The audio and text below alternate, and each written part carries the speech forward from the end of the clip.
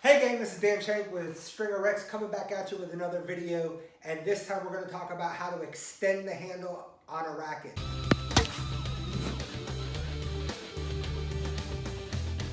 The method I'm about to show you will only be useful for up to 1/2 inch. If you want to go more than that, this method will not work. But for 1/2 inch or less, this will, but just so you know, on 1/2 inch, it's very, very tight and it's a little challenging, but you can make it work. In this particular instance, I am going to make a Prince Phantom 100 18 by 20 into a 27 1/4 inch length frame. So the customer has an Angel and it's at 27 1/4. So they want me to take their Prince racket, which I just strung, and they want to extend it to be the exact same length. I don't know if you can see the difference there, but it's just a slight difference. But that's what they want me to do. So I've already carved out my Prince number 3. Now these are custom made. I actually just got them from another tour level stringer who's no longer in the business. And these were custom made for him on metal plates to be the exact shape of a Prince number 3, which is what my customer's racket has to be. So what I did is I took some basswood and I traced it using this, and I went ahead and made it. Now you'll see slightly that my wood is a little bit less than the actual grip size. And the reason for that is I want to make sure they fit inside the butt cap. So we're going to get started right now, and I'm going to take off the first grip on this racket. And once we get this base grip off, then we can go ahead and get the butt cap off. And once we get the butt cap off, then we can go ahead and make sure that what I'm about to do is indeed going to extend the length of the racket the exact amount that we want the racket to be extended. I have two 1/8 inch pieces of basswood. By having two of them combined, we're going to be able to get that 1/4 inch extension that we're looking for. Now, the tools that we're going to need to do this is just some simple epoxy. I got this at the Home Depot. It sets in about 5 minutes. The nice thing is, after about 20 minutes, it's completely usable, but I always recommend to all my customers that they wait 24 hours before playing, because that's when it sets to be its maximum strength, and I have not had one break after I've told my customers to have it set for 24 hours. We're going to take off this grip, and I'm going to try and reuse this grip. It probably won't work all the way up the racket because we are making the racket a little bit longer. So chances are it's not going to last, but we're going to try and see what we can do.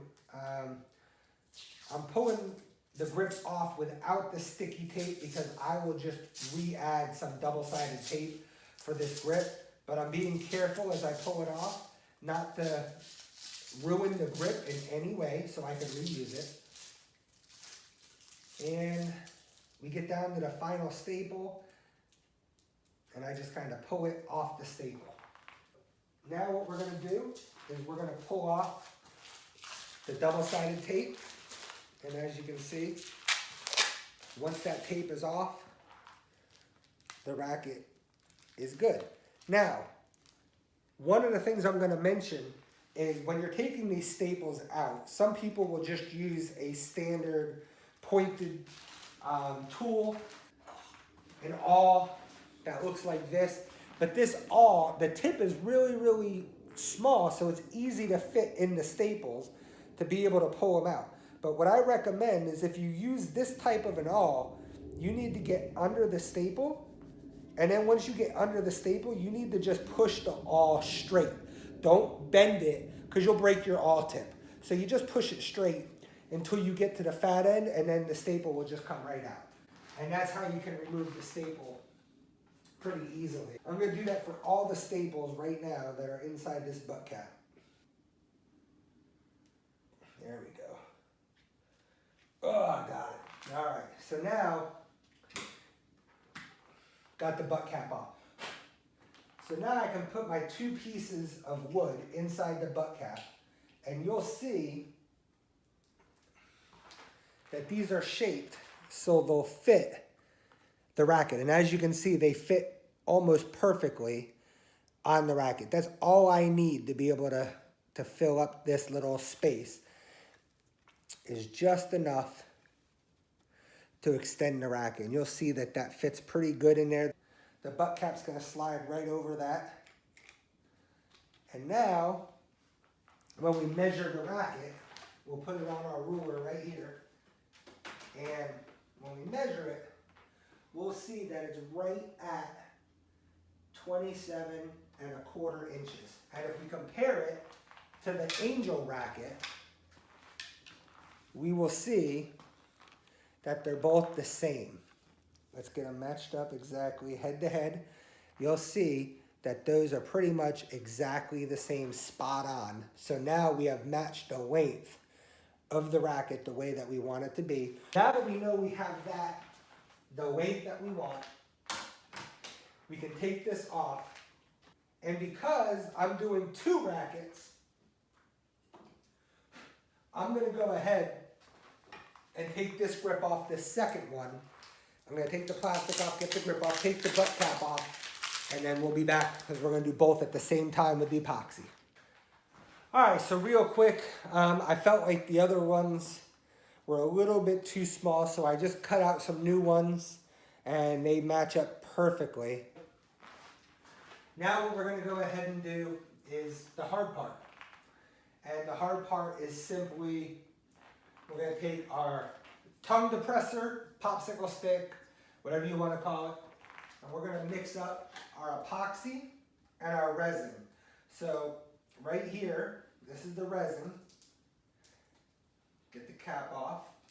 And I took a solo cup, and I just basically took the solo cup and just cut it down with scissors, just to give myself plenty of depth to be able to put this in, but I didn't want so much depth that it was hard for me to be able to scoop out. So now we're just gonna squeeze in the resin, and essentially I'm just gonna squeeze enough that I think will be all that I need for both rackets. So it's just one of those things you gotta get a feel for.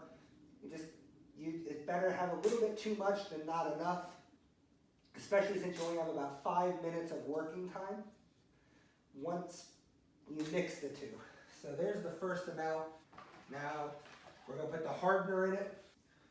And basically you wanna go with about a 50-50 mix. You wanna get it as close to that 50-50 as you can for maximum hold. And the hardener is what really stinks, so make sure you do it in a ventilated area. All right, so that's about a 50-50 mix for me. So then what I do is I just mix it around really good to really get it mixed up. So you'll see that's about how much I use. And then what I do is I slather it on. So I'm going to slather this one on the entire base of the racket. I'm going to make sure that it's touching all the metal as well as all that plastic of the pallet. And I'm just trying to coat it nice and good to make sure there's plenty. I want to make sure there's not a spot that doesn't have any epoxy on it whatsoever. Then we're going to take our 2 pieces and we're going to slap the first one on. And once we get that first one on, we're just going to press it nice and tight. We're going to grab some more epoxy, and we're going to coat the whole thing of this first piece of basewood with epoxy. The second thing we're going to do is we're going to stick the next piece of basewood on there, kind of get it lined up the way we want it. We're going to get it set into place. And we're going to take some epoxy, and we're going to go around both of them. Now, the reason I'm doing this is I want to make sure that I get this epoxy on both sides. So once I get it on both sides, that should hold it pretty good. Just gonna make sure that it stays in place. And it's gonna look something like that. Now we're gonna let that sit and cure for about 5 minutes. So I'm just gonna stick the racket and I'm gonna try and hold it up with the chair right here so it doesn't slide. And just kind of let it sit together, and then I'm going to do the second one. I didn't wear gloves. Normally I do. I just forgot about it, so that's my bad. Definitely should probably wear gloves so you don't get it all over your hands. Put this second one on. We're just going to let it dry for about 5 minutes. All right, so we're back, and I need to put some gloves on because I just realized it was probably better to put some gloves on. And now we're going to go ahead. It's only been a couple minutes, but we're going to go ahead and stick the butt caps on. Some of the epoxy that's on there is going to help solidify the butt cap to the handle.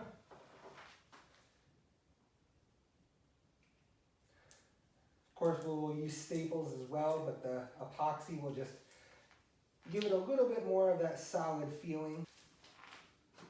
Do our last measurement just to see where we're at.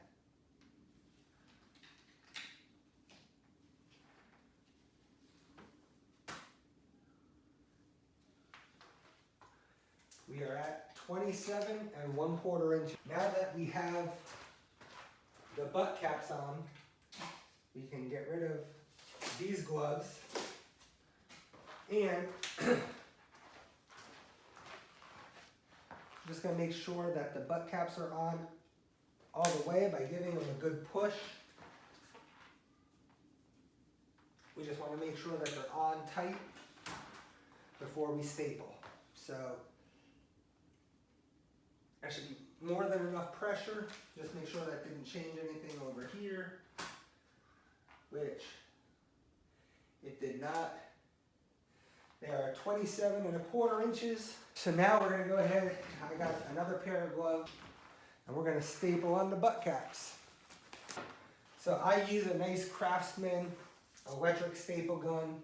I just want to make sure that I use something that's got some power to it. I'm going to go ahead and just plug this bad boy in. We're going to come over to the racket and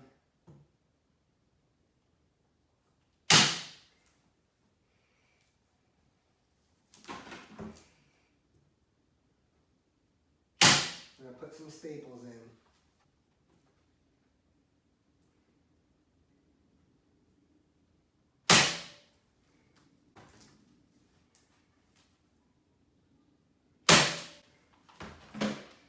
Now these staples don't always go all the way in with the electric stapler, so I just simply take a hammer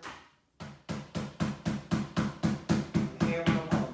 We just want to make sure that this butt cap is not going to slide anywhere, and this one looks to be pretty securely on there. I don't think we're going to have to worry about that at all. So, and I'm going to add a couple more staples. These are just the big staples that I use to hold it in place. And we'll do a couple finishing staples with a smaller stapler to get the rest. So there's that. Check the length one more time. Bam. 1/4 inch, perfect. Now we have a smaller stapler. And I'm just going to do a couple small staples in the other areas. And again, I do this more or less just to make sure it doesn't move. Some of this is a little overkill, but I like to make sure it doesn't move. So now we're just going to let them dry. Before we put the finishing grips on, that's all we have to do is let them dry. So that's it for this video. I hope this was a great help. If you have any questions, drop them below the video. Please give me a thumbs up. That helps my videos, and it helps my channel grow, and it helps me upload more content. All right, that's it, YouTube. Have a great day.